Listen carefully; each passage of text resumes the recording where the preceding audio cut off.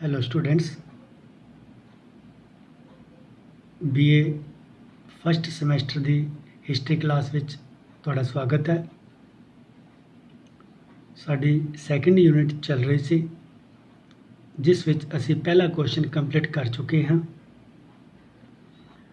अज की class which असी second question शुरू करांगे। अज की क्लास का साडा क्वेश्चन है 16 महाजनपदां दा संखेप वर्णन करो। इस क्वेश्चन तो संबंधित तुहानूं एक गल दसदा, ये क्वेश्चन कदी वड्डा नहीं पूछा गया है, परंतु फिर भी असी इसनूं वड्डे रूप विच ही करांगे। इस दे नाल ही ये क्वेश्चन इंपॉर्टेंट भी है, क्योंकि इस क्वेश्चन विचों हर साल एक ਜਾਂ दो क्वेश्चन छोटे ਤਾਂ पूछे ही जाते हैं। इस ਲਈ ये क्वेश्चन छोटे प्रश्नों के रूप विच बहुत ही ज़्यादा मोस्ट इंपॉर्टेंट है। शुरू करते हैं। एक एक पॉइंट की असी चर्चा करांगे। क्वेश्चन है 16 महाजनपदां का वर्णन करो। बौद्ध ग्रंथ अगुंतर निकाय ਅਤੇ जैन ग्रंथ भगवती सूत्र विच 16 महाजनपदां की सूची मिलती है। 6वीं सदी ईसा पूर्व ਦੇ ਵਿੱਚ उत्तरी भारत विखे 16 ਵੱਡੇ ਰਾਜ ਸਥਾਪਿਤ ਸਨ। ਇਹਨਾਂ ਰਾਜਾਂ ਨੂੰ ਹੀ महाजनपद ਕਿਹਾ ਜਾਂਦਾ ਸੀ। ਇਹਨਾਂ 16 महाजनपदां ਦੇ ਨਾਮ ਹਨ काशी, कौशल, अंग, मगध, वज्जी, मल, वत्स, चेदी, कुरु, पंचाल, मत्स्य, सूरसेन, अवंती, कंबोज, गांधार ਅਤੇ अश्मक। ਇਹਨਾਂ ਸਾਰਿਆਂ 16 महाजनपदां की असी एक एक गल करके चर्चा करांगे। पहला है काशी। 16 महाजनपदां विच जो राज सब तो पहला प्रसिद्ध होया वो काशी सी। इस राज की राजधानी का नाम वाराणसी सी, जो कि गंगा नदी के किनारे ते स्थित सी। स्टूडेंट्स, सारे महाजनपदां दे नां अते उसकी राजधानियां दे नां जरूर याद करियो, क्योंकि ज़्यादातर प्रश्न इन्हां दे विचों ही पूछे जाते हैं, यानी कि राजधानियां दे ही नां पूछे जाते हैं।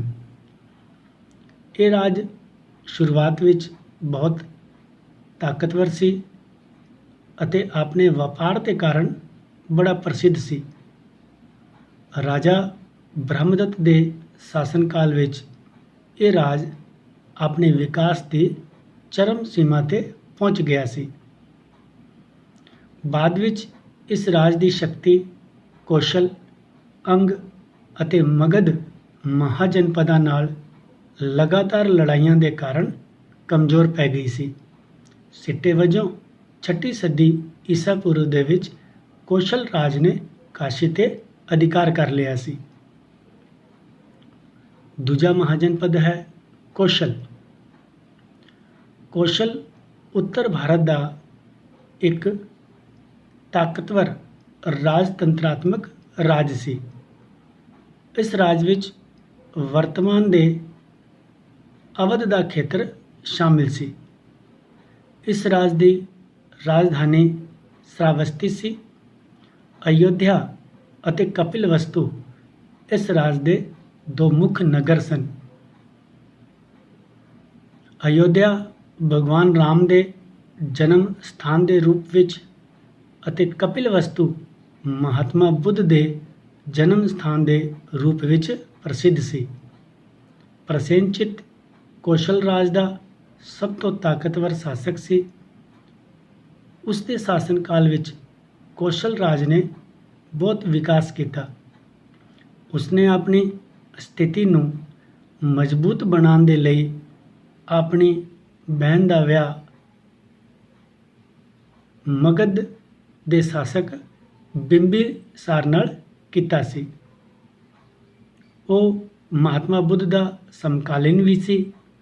ਉਸਨੇ ਬੌਧ ਧਰਮ ਨੂੰ ਹਰਮਨ ਪਿਆਰਾ ਬਣਾਉਣ ਦੇ ਲਈ ਬਹੁਤ ਮਹੱਤਵਪੂਰਨ ਯੋਗਦਾਨ ਦਿੱਤਾ ਸੀ। ਸਾਡੀ ਅੱਜ ਦੀ ਕਲਾਸ ਦਾ ਤੀਜਾ ਮਹਾਜਨਪਦ ਹੈ ਅੰਗ। ਅੰਗ ਮਹਾਜਨਪਦ ਮਗਧ ਦੇ ਪੱਛਮ ਵਿੱਚ ਸਥਿਤ ਸੀ। ਇਸ ਰਾਜ ਵਿੱਚ ਵਰਤਮਾਨ ਭਾਗਲਪੁਰ ਅਤੇ ਮੁੰਗੇਰ ਦੇ ਖੇਤਰ ਸ਼ਾਮਿਲ ਸਨ। ਇਸ ਰਾਜ ਦੀ ਰਾਜਧਾਨੀ ਦਾ ਨਾਂ ਚੰਪਾ ਨਗਰੀ ਸੀ, ਜਿਸ ਨੂੰ ਪਹਿਲਾਂ ਮਾਲਿਨੀ ਵੀ ਕਿਹਾ ਜਾਂਦਾ ਸੀ। ਯਾਨੀ ਜੇਕਰ ਤੁਸੀਂ ਅੰਗ ਰਾਜ ਦੀ ਰਾਜਧਾਨੀ ਦਾ ਨਾਂ ਯਾਦ ਕਰੋਗੇ ਤਾਂ ਤੁਸੀਂ ਚੰਪਾ ਨਗਰੀ ਵੀ ਲਿਖ ਸਕਦੇ ਹੋ ਤੇ ਮਾਲਿਨੀ ਵੀ ਲਿਖ ਸਕਦੇ ਹੋ। ਦੋਨੋਂ ਉੱਤਰ ਤੁਹਾਡੇ ਸਹੀ ਹੋਣਗੇ। ਇਹ ਸ਼ਹਿਰ ਆਪਣੇ ਵਪਾਰ ਦੇ ਲਈ ਵਿਸ਼ੇਸ਼ ਰੂਪ ਤੋਂ ਪ੍ਰਸਿੱਧ ਸੀ। ਇੱਥੋਂ ਦੇ ਵਪਾਰੀ ਦੱਖਣ ਪੂਰਬੀ ਏਸ਼ੀਆਈ ਦੇਸ਼ਾਂ ਦੇ ਨਾਲ ਵਪਾਰ ਕਰਦੇ ਸਨ। ਇਸ ਰਾਜ ਦਾ ਮਗਧ ਮਹਾਜਨਪਦ ਦੇ ਨਾਲ ਇੱਕ ਲੰਬੇ ਸਮੇਂ ਤੱਕ ਸੰਘਰਸ਼ ਚੱਲਦਾ ਰਿਹਾ ਸੀ। ਇਸ ਸੰਘਰਸ਼ ਦੇ ਅੰਤ ਵਿੱਚ ਮਗਧ ਰਾਜ ਜੇਤੂ ਰਿਹਾ ਅਤੇ ਉਸਨੇ ਅੰਗ ਮਹਾਜਨਪਦ ਤੇ ਪੂਰੀ ਤਰ੍ਹਾਂ ਅਧਿਕਾਰ ਕਰ ਲਿਆ। ਸਾਡਾ ਅਗਲਾ ਮਹਾਜਨਪਦ ਹੈ ਮਗਧ ਮਹਾਜਨਪਦ। 6ਵੀਂ ਸਦੀ ਈਸਾ ਪੂਰਵ ਦੇ ਵਿੱਚ ਮਗਧ ਰਾਜ ਸਭ ਤੋਂ ਜ਼ਿਆਦਾ ਤਾਕਤਵਰ ਸੀ। ਇਸ ਵਿੱਚ ਵਰਤਮਾਨ ਪਟਨਾ, ਗਿਆ ਅਤੇ ਸ਼ਾਹਾਬਾਦ ਦੇ ਕੁਝ ਖੇਤਰ ਸ਼ਾਮਿਲ ਸਨ। ਇਸ ਰਾਜ ਦੀ ਰਾਜਧਾਨੀ ਦਾ ਨਾਂ ਰਾਜਗ੍ਰਹਿ ਸੀ। ਮਗਧ ਰਾਜ ਉੱਤਰ ਵੱਲ ਗੰਗਾ ਨਦੀ, ਦੱਖਣ ਵੱਲ ਵਿੰਧਿਆਚਲ ਪਰਬਤ, ਪੂਰਬ ਵੱਲੋਂ ਚੰਪਾ ਅਤੇ ਪੱਛਮ ਵੱਲੋਂ ਸੋਨ ਨਦੀਆਂ ਤੋਂ ਘਿਰਿਆ ਹੋਇਆ ਸੀ। ਬਿੰਬੀਸਾਰ ਅਤੇ ਅਜਾਤਸ਼ਤਰੂ ਇਸ ਰਾਜ ਦੇ ਦੋ ਸਭ ਤੋਂ ਪ੍ਰਸਿੱਧ ਸ਼ਾਸਕ ਸਨ। ਉਹਨਾਂ ਦੇ ਸ਼ਾਸਨ ਕਾਲ ਵਿੱਚ ਮਗਧ ਮਹਾਜਨਪਦ ਨੇ ਅਦੁੱਤੀ ਵਿਕਾਸ ਕੀਤਾ ਸੀ। ਬੌਧ ਗ੍ਰੰਥਾਂ ਦੇ ਅਨੁਸਾਰ ਉਹ ਦੋਵੇਂ ਬੌਧ ਧਰਮ ਦੇ ਅਤੇ ਜੈਨ ਗ੍ਰੰਥਾਂ ਦੇ ਅਨੁਸਾਰ ਉਹ ਦੋਵੇਂ ਜੈਨ ਧਰਮ ਦੇ ਮਹਾਨ ਸਰਪ੍ਰਸਤ ਸਨ।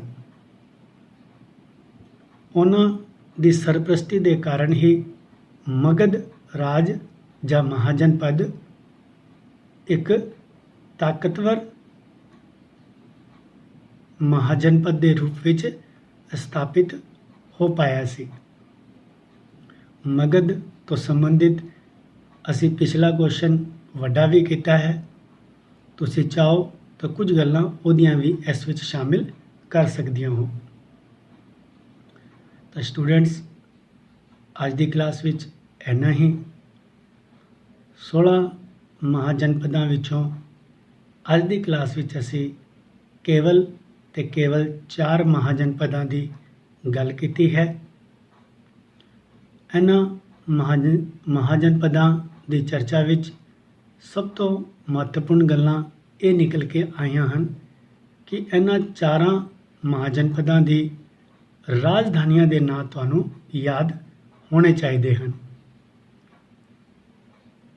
ਜਿਸ ਤਰ੍ਹਾਂ ਕਾਸ਼ੀ ਦੀ ਰਾਜਧਾਨੀ ਵਾਰਾਣਸੀ, ਕੌਸ਼ਲ ਦੀ ਰਾਜਧਾਨੀ ਸ਼ਰਾਵਸਤੀ ਅੰਗ ਦੀ ਰਾਜਧਾਨੀ ਚੰਪਾਨਗਰੀ ਅਤੇ ਮਗਧ ਦੀ ਰਾਜਧਾਨੀ ਰਾਜਗ੍ਰਹਿ। ਇਸ ਤਰੀਕੇ ਨਾਲ ਤੁਹਾਨੂੰ ਰਾਜਧਾਨੀਆਂ ਦੇ ਨਾਂ ਪਤਾ ਹੋਣੇ ਚਾਹੀਦੇ ਹੈ, ਕਿਉਂਕਿ ਰਾਜਧਾਨੀਆਂ ਵਿੱਚੋਂ ਹੀ ਪ੍ਰਸ਼ਨ ਪੁੱਛੇ ਜਾਂਦੇ ਹਨ।